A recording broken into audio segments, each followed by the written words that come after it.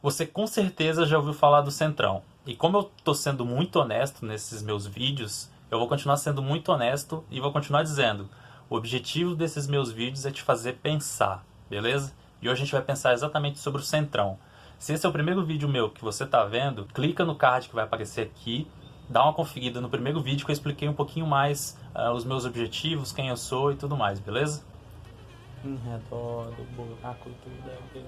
O Centrão surgiu entre 87 e 88. E ele surgiu no movimento dos partidos conservadores da época, que vinham da Arena, que era o partido da ditadura militar. Eles se organizaram nesse grupo como uma forma de se defender de uma constituição que para eles era muito progressista. Depois disso, o Centrão deixou de existir como essa organização coesa, e aí a gente entra numa fase que alguns estudiosos chamam de PMDBismo, que é quando o PMDB muda o formato dele, né? Ele deixa de ser aquele partido que era o partido da oposição na ditadura, passa a ser um partido que tem gente de tudo quanto é jeito, né? E diversos partidos surgem a partir do PMDB, de quadros que eram do PMDB. O PMDB se interioriza, ele passa a ser muito forte nas cidades e nos estados e começa a formar bancadas no Legislativo Federal muito fortes, onde ele não conseguia criar um quadro forte para disputar a presidência, mas ele conseguia influenciar os outros quadros. E a gente entrou nesse processo que ficou muito tempo entre PT e PSDB, e o PMDB sempre indo entre um e outro, sempre estava ali no meio das negociações. E junto do PMDB tinha um monte de outros partidos que foram surgindo com o passar do tempo. A gente tem que entender que essa dinâmica foi mudando. Já em 2015, o Centrão ressurge na figura do Eduardo Cunha, que tinha muita força dentro do parlamento. Ele conseguiu reunir novamente diversos partidos e formou esse núcleo político chamado Centrão, que deu base pro PMDB e pro Temer fazer o impeachment e derrubar a Dilma. Com a prisão do Eduardo Cunha e o afastamento dele do cargo, o Centrão passa a ser comandado pelo Rodrigo Maia. Só que uma coisa muito importante de falar é que o Centrão, por mais que ele tenha esse nome que pareça ser de centro, e aí a gente tem que pensar, né, espectro político, direita, esquerda, que a gente fala e que é uma simplificação muito rasa de questões ideológicas na política, mas é que a gente usa o tempo todo, o Centrão não é um grupo de partidos que está no meio. Isso é algo muito importante.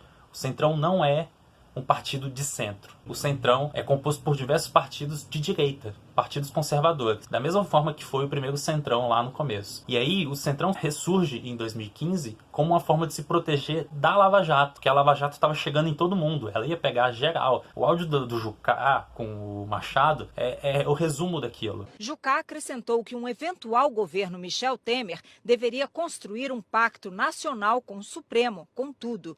E Machado disse que aí parava tudo. Uma outra coisa importante é que todos os presidentes eleitos nesses 30 anos, desde a Constituição de 88, tiveram que negociar com o Centrão, ou negociaram com o Centrão. E a gente tem que entender que negociação na política não é um problema, é a coisa mais normal do mundo. Todo mundo, se você for em qualquer país do mundo, o partido eleito vai negociar com um outro partido para formar uma coalizão e fazer maioria. E no Brasil não foge a regra, ainda mais que a gente tem 30 e tantos partidos, e não tem como nenhum partido sozinho formar uma bancada suficiente para passar os projetos. Então você tem que formar coalizões e para isso você tem que negociar. A negociação não pode ser demonizada, ela é uma coisa normal. A gente só tem que entender o limite entre uma negociação que está dentro das questões éticas, das questões jurídicas e tudo mais, para uma negociação que passa a envolver atos de corrupção, beleza? Isso é uma coisa muito importante que a gente tem que diferenciar. Negociar não é o problema é ser corrupto. E aí a gente tem que ver que o Fernando Henrique negociou com o Centrão, negociou com o PMDB, negociou com o PFL, que hoje em dia é o DEM,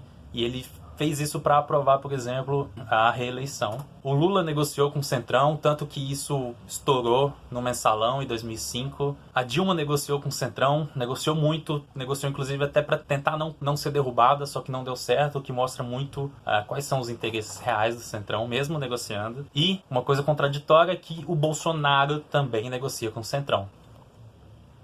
Então vamos lá, eu tô falando de Centrão um tempão, mas não disse ainda quem são as caras do Centrão. E tem umas caras bem famosas, vai aparecer as imagens para vocês verem, se vocês não lembram deles. Alguns até mudaram um pouco. Começando com o PL, Partido Liberal, que mudou de nome várias vezes, que é comandado, não é mais o atual presidente, mas que ainda tem muita força, que é o Valdemar Costa Neto. Você já ouviu esse nome, tem certeza disso, e ele é um dos condenados no Mensalão. Outro nome muito famoso de um partido...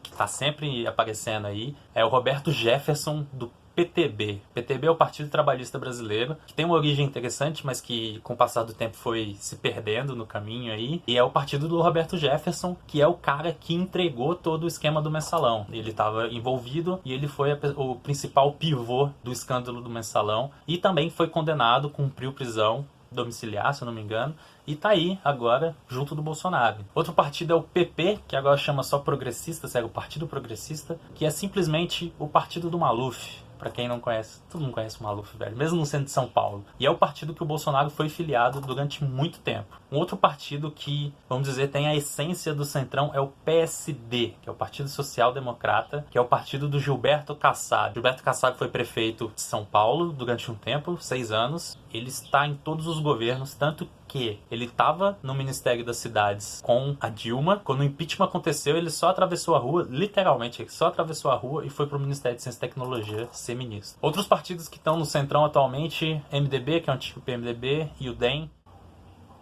Dobrando cueca. Bom, como eu disse, todo mundo negociou, inclusive o Bolsonaro. E aí que entra a contradição que eu quero que você pense. Bolsonaro cansou de dizer durante a eleição que não ia negociar com o Centrão, não ia fazer tomar lá da cá, não ia entregar ministério. E o que ele está fazendo exatamente agora é isso. Bolsonaro percebeu que ele perdeu muita popularidade, a pandemia atropelou todo mundo nesse processo. O Bolsonaro perdeu o próprio partido, velho. Ele tinha 52 deputados eleitos pelo PSL. Nos 3 primeiros meses de governo, ele poderia ter feito 70 deputados fusionando partidos com o PSL. Só que ele nunca fez questão de dialogar, ele nunca fez questão de conversar com ninguém, nem com o próprio partido. Tanto que ele saiu do partido e foi tentar fundar um outro que até agora não saiu do papel. Acho que tem assinaturas, né? Então não saiu do papel.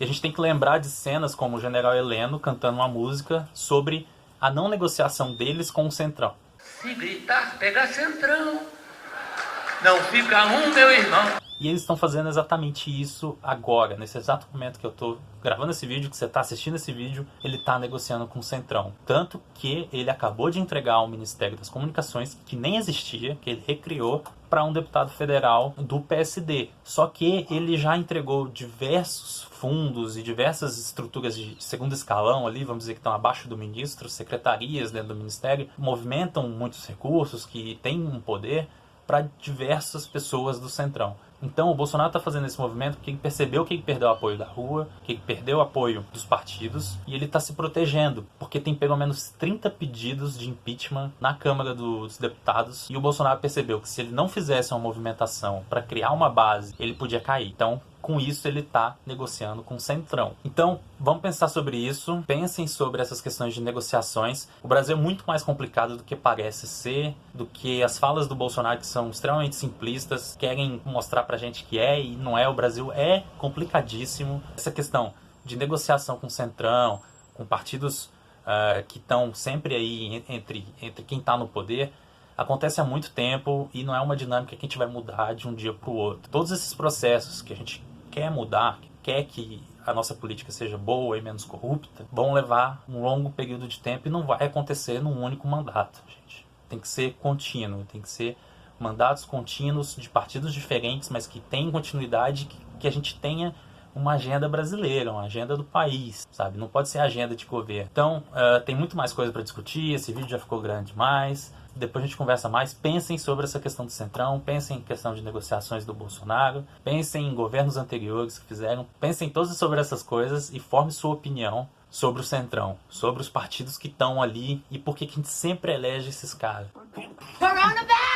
Bom, dica de livro, eu falei um pouquinho sobre interiorização de partidos e o André Singer, nesse livro, Lulismo em Crise, tem um capítulo, eu quero recomendar especificamente ele, que chama Intermezzo Histórico, que é muito legal, que ele faz uma comparação dos 2 momentos democráticos que o Brasil teve, recentes, que foi de 45 a 64, e de 88 a 2016, que é até o período que ele vai, e aí vai ter muita discussão política ainda para dizer se o período democrático nosso acabou em 2016 ou não, mas ele faz uma análise muito legal, onde ele compara os 3 partidos que estavam sempre no poder. Sempre teve um partido da classe operária, um partido da classe média e um partido do interior, que na época de 45 a 64 eram 3 partidos, que eu não vou citar, depois vocês leem, e que no nosso período atual, mais recente, era PT, PSDB e PMDB. Beleza, gente? Muito obrigado. Se inscrevam aí no canal, deixa aquele like. Vamos pensar mais sobre esse assunto, beleza? Abração para todo mundo e até mais.